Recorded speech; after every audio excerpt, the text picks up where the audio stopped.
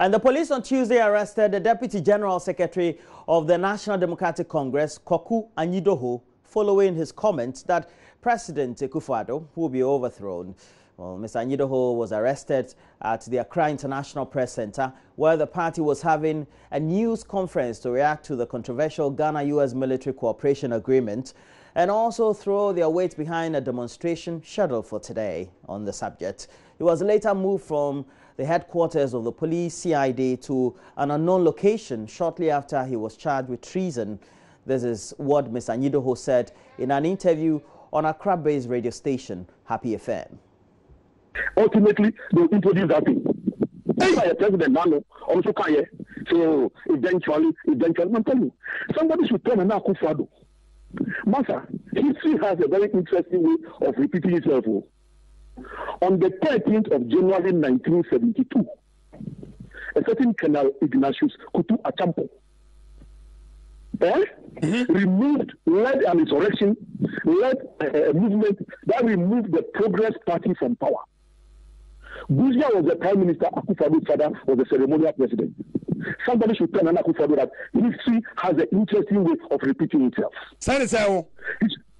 I'm telling you, history has a very interesting way. Oh, Master, history has an interesting way of repeating itself. Because, President, no, but General, they are working very serious about. Oh, come on, Thank you, Captain. There will be a civil revolt. There will be a people's movement. Now President Mahama will power. Now President Mahama will power. Let my vote count for me, occupy Ghana, for mother. I'm going to move to President Mahama. But Uma reference to Ignatius Kutu. Oh, Joshua Kambadia. Uma reference to Ignatius Kutu Achampo. Say Obabe 2 a year Akufo-Addo papa. And it's busier. Say history will repeat itself. And no name civil revoke. And no name civil revoke. General Pacho, one day. I say, are you president? Yay. There will be a civilian coup d'etat. Hey. There will be a social revolution. Hey. We are starting on Wednesday. The movement is starting on Wednesday. Civilian coup d'etat.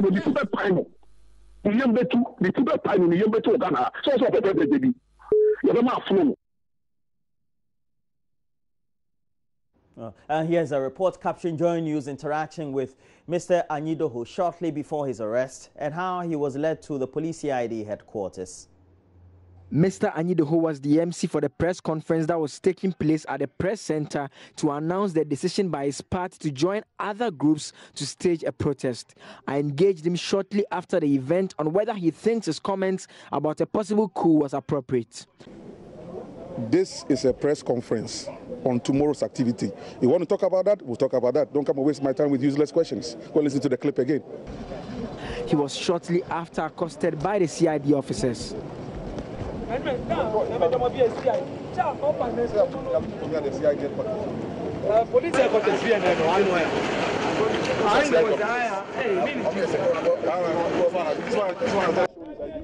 exactly are they saying? What's the issue? What have they told you? I don't know. They said I don't know what the charge is. Is it an invitation or arrest? No. You know that we are asking. If it's an invitation, then you can go. Please, no. Exactly. No. I'm coming. No. It's an arrest. For what? Arrest. For what? Where's the arrest? What has it committed? Exactly.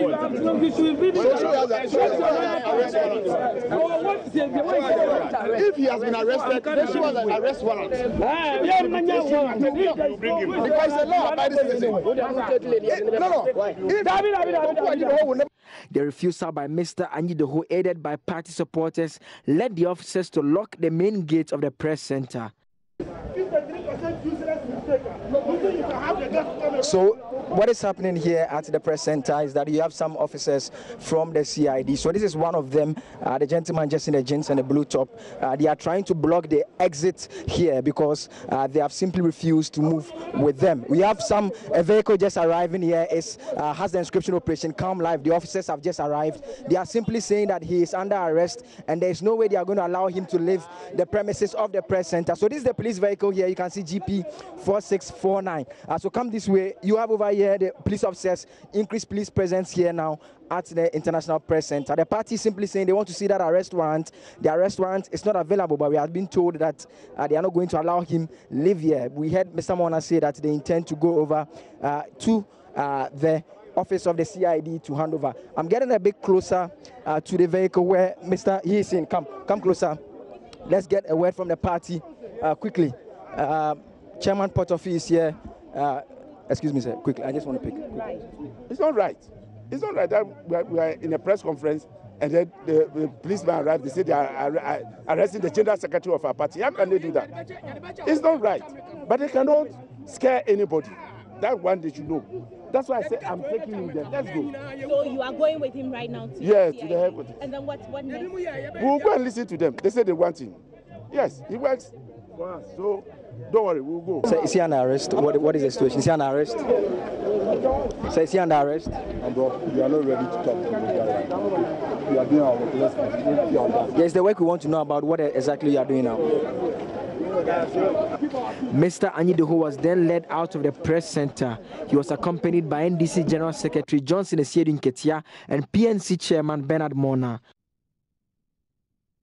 Continues here, heading towards the CID headquarters. Mr. Anyidoho has been accompanied by members of the National Democratic Congress. So this is the situation here on the streets leading to the CID headquarters. Okay.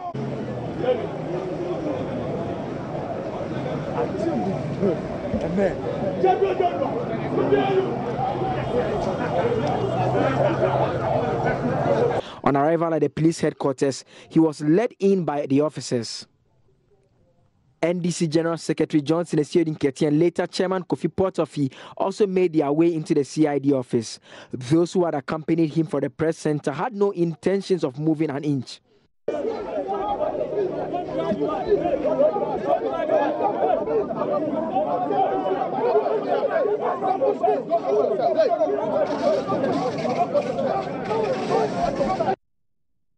And the arrest drew a mob of sympathizers of the opposition NDC to the frontages of the police CID headquarters.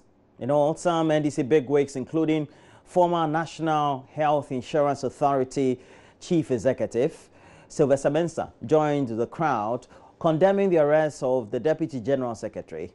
The governing New Patriotic Party subsequently released a statement condemning the comments by the Deputy General Secretary of the NDC, Ms. Anyidoho. Later, a team of heavily armed police officers moved to the residence of Mr. Coup Anyidoho for a search. He was in the company of his lawyers and the top hierarchy of the NDC as well as party sympathizers.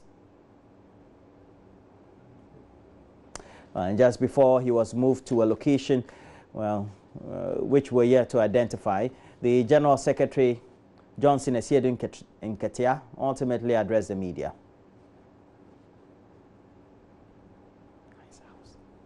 Weeks from this headquarters to an unknown place. All attempts by us to find out where they are taking him had proved futile. But we are told that he will not be granted bail. And so he's been whisked out. We have, however, accompanied him. We have asked lawyers to accompany him. So the lawyers will communicate to us where he's taken to, and then we will decide our next step. Early on, we heard that he's been charged. Well, they keep on changing the charges. From what to what? In the first place, they said he's guilty of causing fear and panic. Then they changed the charges to high treason. Now they say from high treason to treason. We don't know what that one means. But whatever happens, tomorrow demonstration will happen. Tomorrow early in the morning from Obra Sport. And when we are done with the demonstration, we will by all means solidarize with our colleagues. General, I'm a little curious. General, I'm a little curious. You're embarking on a demonstration, you will need police protection, and here you are. We have secured that police protection. If they like, they should renege on their responsibility to protect us. But we are very, very safe. He's there with our lawyers. Okay. So we will do the demonstration. After the demonstration, we would come and continue solidarizing with our, by which time we would have known where he's being kept. But would you say you are disappointed with the turn of events at the moment? The turnout of events at the moment? Not this moment. I'm disappointed with the type of governance in this country. Exactly. And that is why. That is why it is legitimate for every citizen who is a taxpayer to call for the government to do the right thing or quit. So it is legitimate for Kwaku to call for the quitting of this government. So because there is a social, why not? As a legitimate citizen of this country who is a taxpayer, he has engaged in a social contract with the government to pay his taxes, discharge his duties as a citizen, but the government has to deliver. If the government is not delivering, then the government, knowing that the kitchen is too hot, must quit. Now, finally, finally, you charge them. We don't care. Anyidoho is not a military man. Anyidoho doesn't command the military, so he can only convince people. And if the masses are convinced that we have a wrong government, the masses have the legitimate rights to... So finally, General, you charge them to sleep here. Now you tell them they should go home? I am saying that they should go and prepare for tomorrow's massive action. This is the beginning. We will follow it till we secure the sovereignty of this country. We will not allow anybody to subject the independence of this country to this shameful act of misgovernance. So we are fighting for the sovereignty of Ghana. We are protecting the independence of Ghana because this independence and sovereignty was secured on the toils and the blood of our forefathers. We are in charge now. If we cannot add anything, we should be careful not to sell the independence to anybody. So we will continue the fight. A luta continua, victory. Right, thank you very much. And please know we'll bring you the latest update as to not only the arrest of the Deputy General Secretary of the NDC, Coup Anyidoho, but myself and Maxwell Agbogba will be live from the Obra Sport area, the Kwame Nkrumah Interchange Sport. And then we'll bring to you how the whole beginning of the demonstration by the progressive forces, the pro-NDC groups on the subject of the Ghana-US military cooperation agreement. But also on the show would have had Dr. Bosman Asari, a senior political science lecturer of the University of Ghana Political Science Department. And then we'll also speak to constitutional lawyer and lecturer Dr. Kwejoa Piejetua from the law faculty of the University of Ghana. And we'll have a lot more on the show. Please make sure you stay on. But let's continue with the news. And the Kumasi Metropolitan Assembly owes waste management contractors to the tune of some 63,800,000 Ghana cedis. The Assembly is required to pay at least 100,000 Ghana cedis each month to defray the debt. The Metropolitan Chief Executive, Osaya Sibeintri, says the Assembly is in no position to pay the debt until central government intervenes. He was addressing members at the first ordinary session of the Assembly in Kumasi. Prince Apia reports. It was the first ordinary meeting of the third session of the 7th Assembly of the Kumasi Metropolitan Assembly. Business began with the election of a presiding member, which saw incumbent Abraham Bwedi as sole candidate retained. City Mayor Mr. Osei Sibe revealed the biggest challenge has been the 63,800,000 debt owed waste management service providers. He says the Assembly is in no position to pay the debt until central government intervenes. Our major challenge now has to do with the service providers, our indebtedness to the sanitation service providers. As at now, we all know that Stanley Owusu and Yadenika Kesepa, Stanley Owusu, all the other companies to put together a cano and 63.8 million Ghana cedis. Now we enyeka eyene edahoda da ina eba betoi. So at my first sessional address, I mentioned it to you.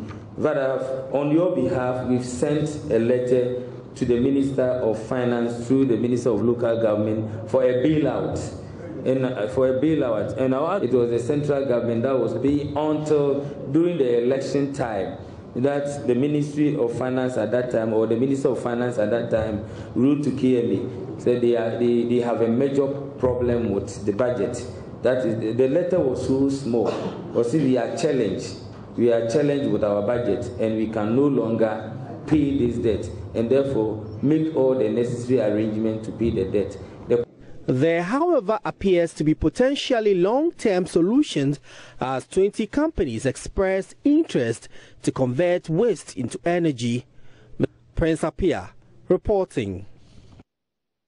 The lack of storage facilities and warehouses in some communities in the Upper West region has resulted in massive post-harvest losses. One such community is Zingo, located in the Wam municipality of the Upper West region. The farmers there say due to the lack of storage facilities, they are forced to use traditional methods to store their farm produce. This, as a result, has resulted in insect attacking the crops. JoyNews Upper West regional correspondent who visited Zingo reports the people said farmers in the community would have loved to increase their yields, but fear this may be a wasted venture if its use or the lack of storage facilities were not addressed.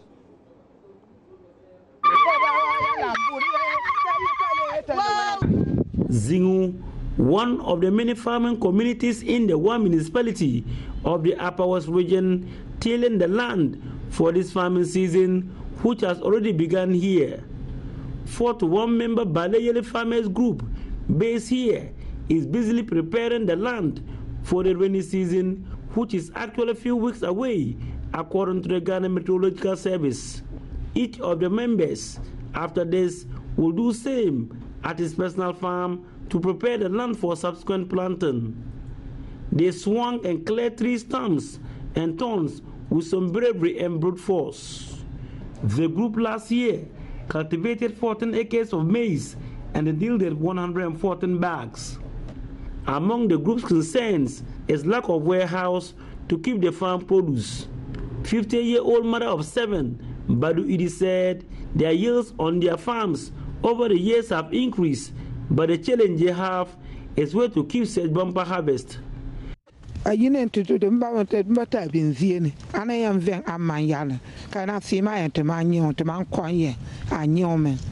We always have food in abundance, but where to keep them is our major challenge. Our houses are not in the best of shape, but we have to keep them here. We cannot leave our houses and take them to another person's house. Even some of them serve as beds for our children because we have little space in our rooms.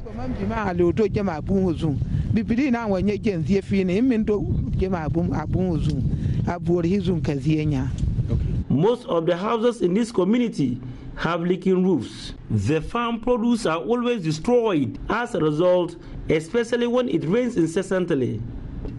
It is the wish of farmers here to increase their yields this impending farming season. But here is the case, they are without any modern storage facility of a sort. What they depend on are these traditional methods of storing their farm produce. Another way that they store this farm produce is also through hanging them on the walls like this. Only 2 members of the group can claim to be luckier, as they have receptacles in their homes to store their farm produce. It is the dream of the farmers to double their yields this farming season, but according to 43-year-old Ali Sabana, who has a 5-acre farmland, they fear their harvest will just go waste. We are well prepared to increase our yield, and we know that God will be on our side. But our challenge is the place to keep them.